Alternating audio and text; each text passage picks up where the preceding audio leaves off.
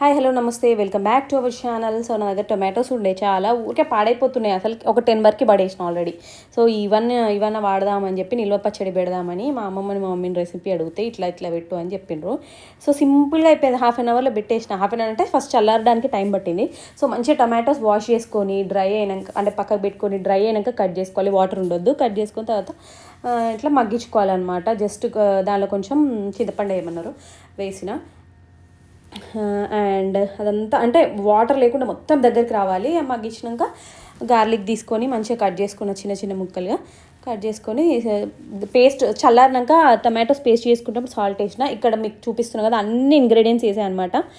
అది తాలింపులు వేసిన ఈ ఇంగ్రీడియంట్స్ అండ్ చిల్లీ పౌడర్ మాత్రం కొంచెం చల్లగా అయినాక వేసుకోవాలని చెప్పిండ్రు. సో చల్లగా అయినాక వేసిన అదే పోపు చల్లగా అయినాక. సో తర్వాత మంచిగా అంతా మిక్స్ చేసుకున్నాను అనమాట. గ్రైండ్ చేసిన పేస్ట్ ఇవి.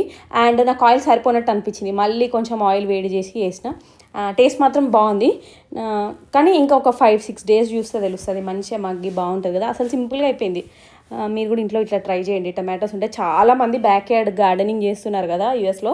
సో టమాటోస్ పండించుకుంటే మంచిగా ఇట్లా నిల్వ పచ్చడి పెట్టుకోండి.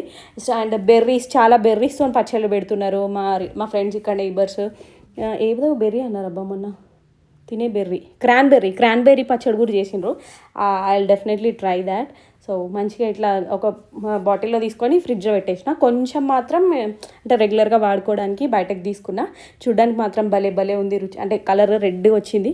మెయిన్ ఆయిల్ మంచిగా సాల్ట్ కరెక్ట్ ఉండాలి. ఆయిల్ లేదంటే పాడైపోతుంది.